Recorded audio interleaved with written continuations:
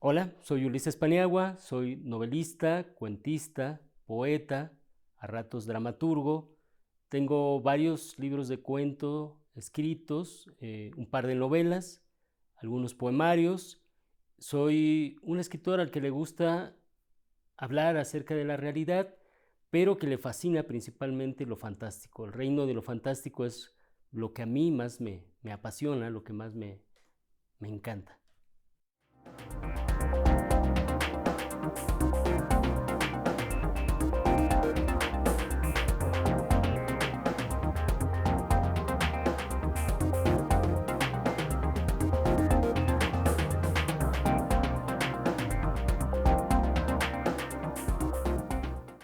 Ulises Paniagua, joven narrador, novelista, poeta, cuentista, precisamente con su cuento El año del cerdo, ganó el concurso internacional Gabriel García Márquez en 2019.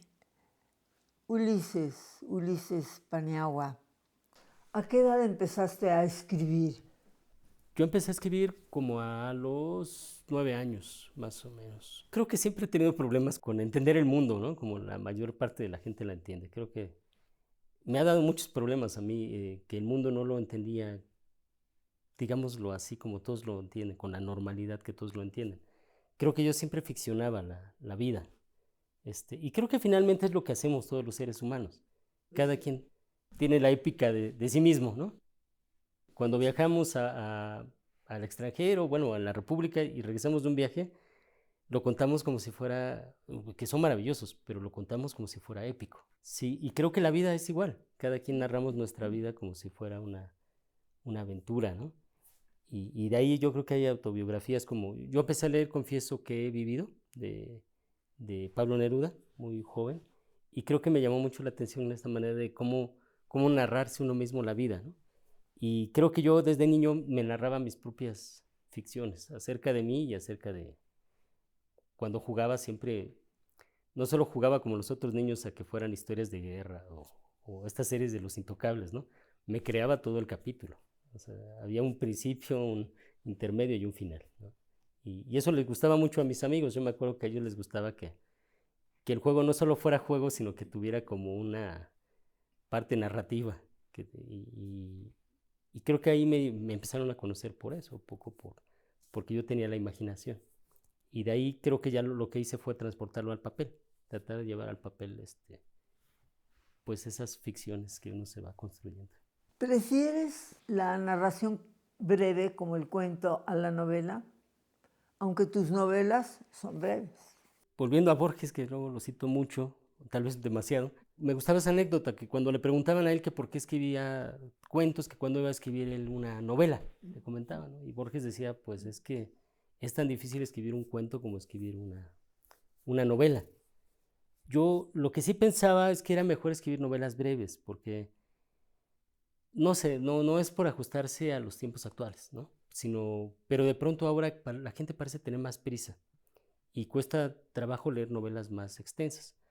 Sin contar en que creo que las historias ahora se vuelven más, se ha aprendido tanto de las estructuras narrativas porque ahora ya hay muchas escuelas para escribir, lo que ahora no pasa, antes no pasaba, porque antes los escritores casi se iban conformando en el camino y con maestros que eran otros escritores más viejos, más grandes, pero ahora con las escuelas pues hay como mayor depuración, pienso, a veces en algunas cosas, y entonces pareciera que la narrativa está yendo más hacia el punto.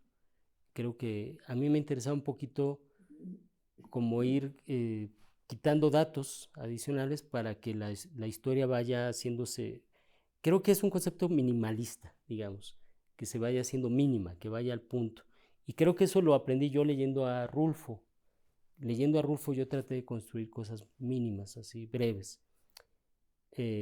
aunque no parecieran breves, o sea, tratar de, incluso los diálogos, volverlos breves.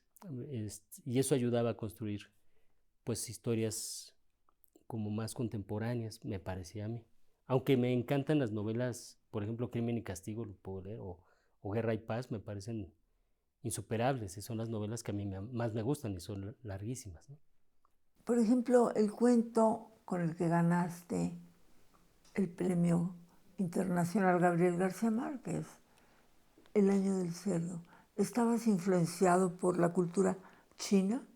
En El Año del Cerdo lo que yo quise hacer precisamente, bueno, sí pensé en la cultura china, pero justamente había escrito tantos cuentos al estilo de Cortázar o de Edgar Allan Poe, que lo que yo quería hacer era tener un inicio donde yo distrajera al lector. Quería que el lector pensara que iba a leer acerca del Año del Cerdo, pero en realidad el cuento no tenía nada que ver con el Año del Cerdo. De hecho, el cuento empieza diciendo eso, fue en la celebración del Año del Cerdo en China. Aquí, en mi país, en mi ciudad, fue un año como cualquier otro. Y de allí pues retoma la idea en el Año del Cerdo lo que ocurre es que aparece un hombre, llega no, una mujer, perdón, a su oficina. Bueno, pienso en un hombre porque originalmente lo pensé yo, pero la protagonista es una mujer. Llega a su oficina y se encuentra un muerto. Y ella se pregunta, ¿qué se debe hacer con un muerto? Y empieza a lucubrar una serie de ideas y termina por volverse amiga del muerto. Ella está tan sola, se siente tan sola, que no le molesta tanto la idea de tener un cadáver de compañía en la oficina. Lo guarda en el closet, lo maquilla, ¿no? Platica con él, tiene conversaciones acerca de la vida y la muerte, le sirve una copa de vino y después ella misma va explicando que lo de ellos no pudo ser, que eso sí, porque dice que le gustaba el muerto porque era un hombre discreto, ¿no? Una cualidad que ya muchos hombres vivos no tenemos de pronto, ¿no? Ser discretos, ya creo que no somos tan discretos como los hombres de antes, que creo que en eso sí eran muy superiores a estas generaciones, ¿no? Incluyendo la mía, de la discreción. Y entonces se empieza a enamorar del muerto. Pero después ella habla con él y le dice, no, lo nuestro no puede ser,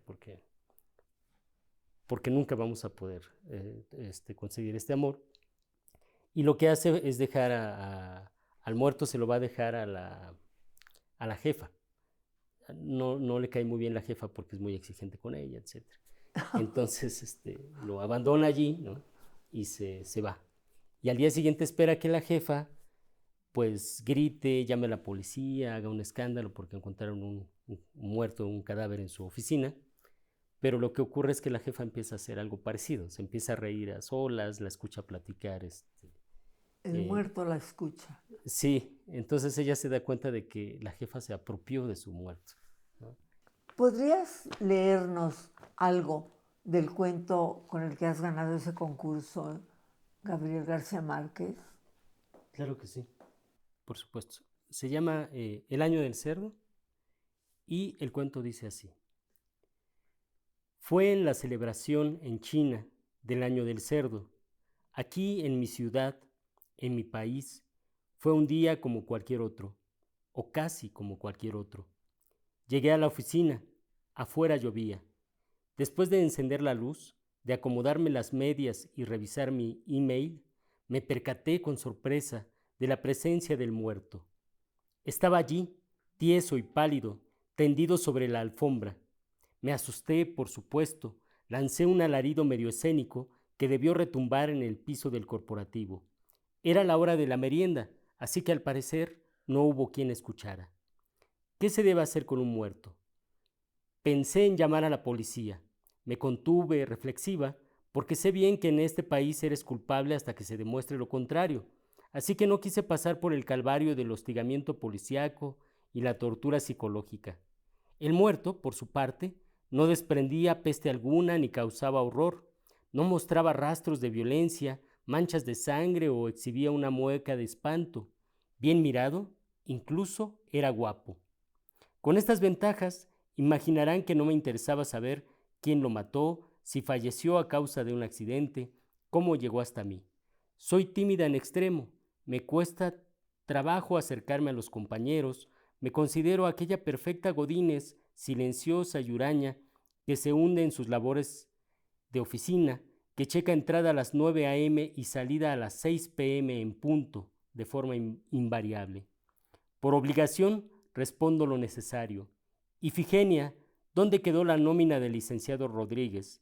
Ifigenia, notifica a la gerente cómo marcha el asunto del próximo despido. Ifigenia, no seas cruel, alcánzame ese lápiz.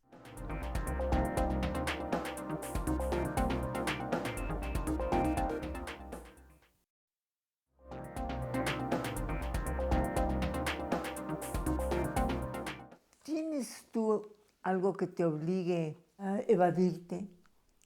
Porque en tu novela, Luxindra, uno siente eso, que hay convivencias distintas, dimensiones, muertos, vivos, recuerdos, realidad.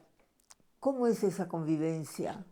Yo prefiero vivir en los libros. Alguna vez llegué a pensar que si pudiera yo me convertiría en un libro. Si fuera posible yo me convertiría en un libro. Con título. Con título, sí, con título y con buenas historias, espero, ¿no? Sí, eso creo que debe ser un problema, supongo, que uno prefiera hacer libro a ser persona, ¿no? Pero ahí yo me acuerdo mucho de Quevedo, cuando escribe este poema donde dice, retirado en la paz de estos desiertos, con pocos pero doctos libros juntos, entro en conversación con los difuntos y escucho con los ojos a los muertos. Esa torre de la que habla Quevedo, donde se encerraba a dialogar con los difuntos, con los escritores, con los autores, y creo que es lo que hace uno en las bibliotecas, ¿no? Yo creo que por eso Borges me gusta mucho, por la biblioteca, y después Humberto Eco va a tomar también este asunto de las bibliotecas como un poco homenaje a Borges en uno de sus personajes, en El nombre de la rosa, pero también a estas bibliotecas medievales, ¿no? Y justo ahora pensaba, por ejemplo, en Carlos Fuentes, seguramente sentado en su biblioteca. Creo que un escritor cuando está en su biblioteca está en su hábitat natural. Y dentro de ese lugar uno se construye su universo. Yo aprendí, una vez recuerdo que viendo curiosamente una entrevista que le hacían a Joan Miró y le preguntaban que si él era un muy buen pintor o por qué se consideraba tan buen pintor. Y decía, yo no sé si soy bueno o malo para pintar, lo que sí sé es que tengo mi universo personal. Y a mí se me quedó muy grabado que un artista siempre es un constructor de universos. Y creo que a nosotros nos gusta buscar ciertos autores porque logran construir un universo único. Y es en realidad lo que buscamos de los autores, ese escape, sobre todo de los autores de lo fantástico, buscamos esa evasión de la realidad con un sello personal.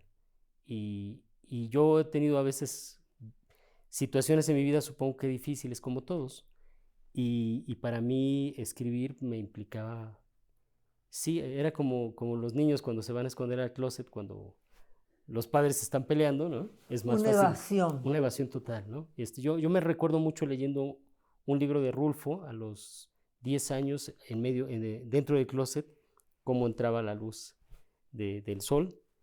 Y para mí fue único, porque ese espacio de lectura era mío. Sí. Y nadie me lo podía quitar, ¿no? Y creo que cuando escribo es lo mismo, es mi espacio, ¿no? A veces no soporto mucho la realidad.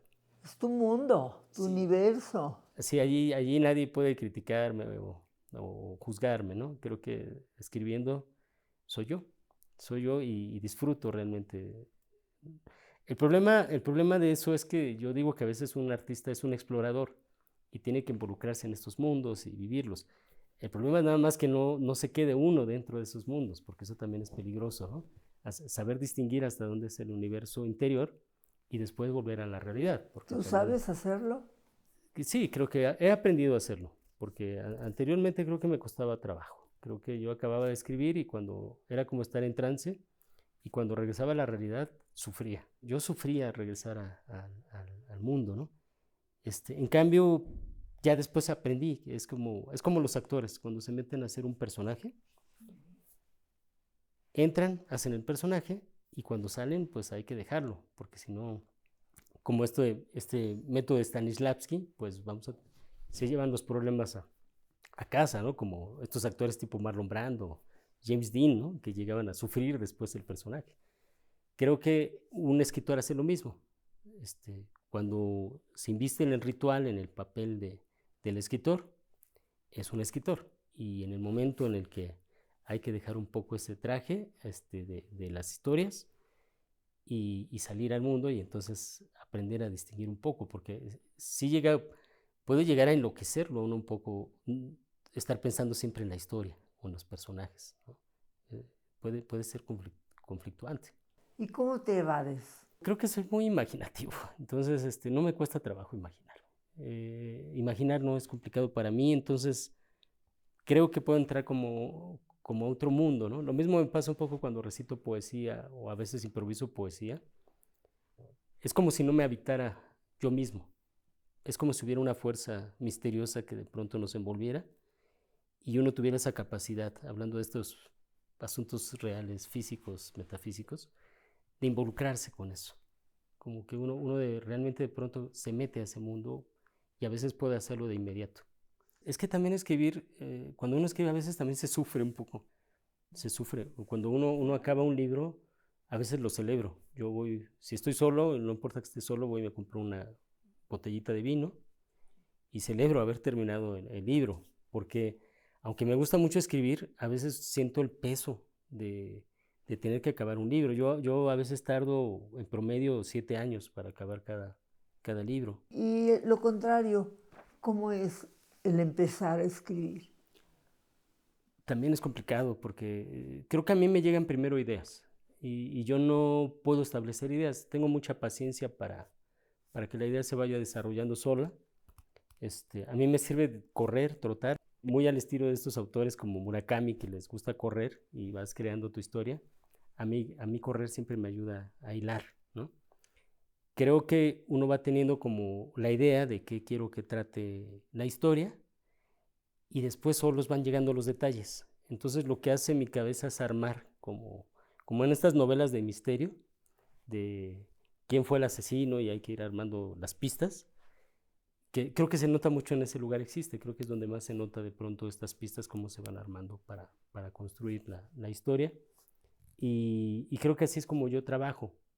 Puede empezar por una frase, puede empezar por una idea, a veces puedo empezar por el final, que sé qué es lo que pasa con el final, o en el caso del cuento, como diría Edgar Allan Poe, por un hecho, por una unidad de efecto, ¿no? ¿Qué es lo que quiero producir? De pronto, si quiero producir miedo o repulsión en un cuento, ¿no?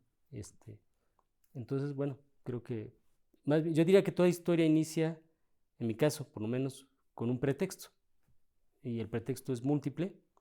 Y a partir de ese pretexto es como un hilo del cual hay que ir siguiendo la madeja para lograr lo contrario. En vez de desenrollar la historia, pues hay que enrollarla para que después el lector la vuelva a desenredar.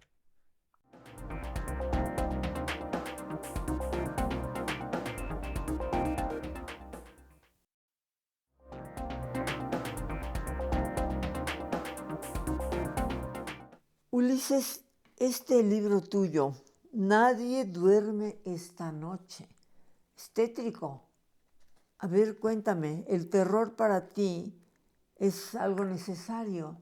Supongo que nos genera un alivio tremendo, ¿no? De pronto leer historias aterradoras bueno, se ha comprobado científicamente que libera ciertas sustancias del cerebro, igual que la felicidad lo hace, ¿no?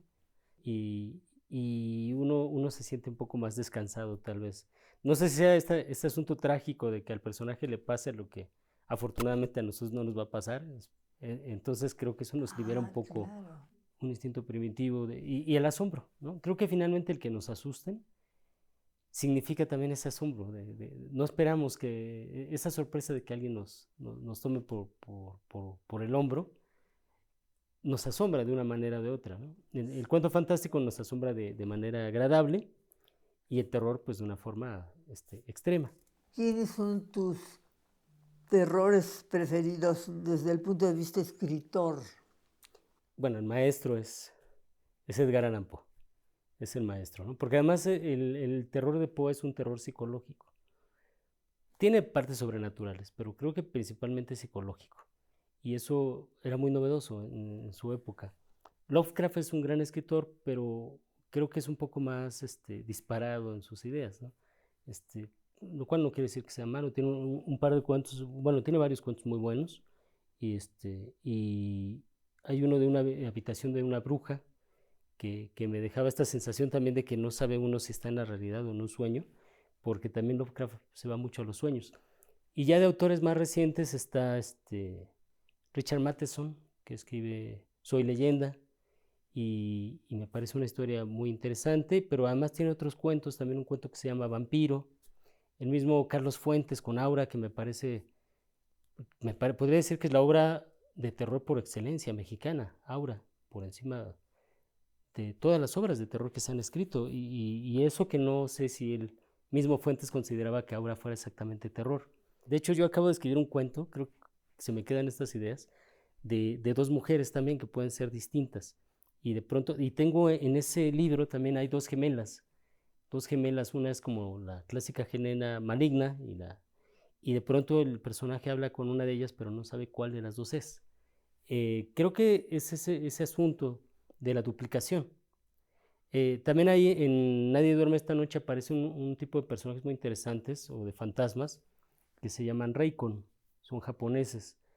El Reikon, según algunas tradiciones japonesas, cuando uno está agonizando puede aparecer el fantasma de uno, pero no está uno muerto necesariamente, sino que es la duplicación de uno mismo. Es un poco como el doppelganger del que se habla, pero no es porque sea una persona doble, mi doble en la vida real, sino mi doble desde mi alma sin que yo esté muerto.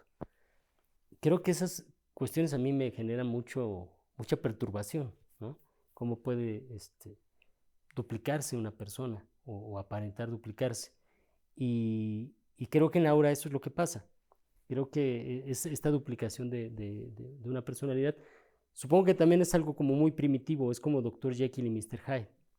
Siempre nos asusta el lado oscuro de una persona. Creo que en Aura igual lo mismo pasa, que se ve la parte linda de la chica, pero la parte oscura parece ser, no tiene, Consuelo. sí, y no tal vez no tanto por la edad, sino por la misma oscuridad que representa el contraste, lo que hay detrás de la chica, creo que es eso. Bueno, y otro cuento que me parece buenísimo es el de Jacobs, el de la pata de mono, o la mano de mono que dicen por ahí, que es un cuento donde una madre pide que su hijo regrese. De la muerte. Ajá, de la muerte, y tienen una pata de mono donde hacen la solicitud. Entonces sí, el hijo finalmente regresa, pero regresa muerto y toca la puerta. Es un cuento muy estrujante. Ese es un cuento muy viejo, como del siglo XIX, si no mal recuerdo. Es muy estrujante ese cuento. Y bueno, otros cuentos por ahí y bueno, el mismo Drácula, que aunque ya se vea un poco antiguo, me sigue pareciendo maravillosa la manera como describe las correspondencias, ¿no? Todo escrito como si fueran cartas. Y siempre he dicho que la escena de las mujeres vampiro también es perturbadora, muy perturbadora cuando el personaje está durmiendo, el protagonista, y aparecen las mujeres vampiros en un salón amplio, a la luz de la luna. Es como si uno estuviera allí. Y es terriblemente perturbador. Muchas gracias, Ulises. Muchísimas gracias a ti, Silvia. Es un placer, un honor, de verdad. Hablando de las ficciones, yo soy muy imaginativo y para mí es impresionante estar aquí en Tratos y Retratos. Es algo que yo podría haber soñado. Con Ulises Paniagua, escritor joven, muy importante y muy interesante, Silvia Lemus,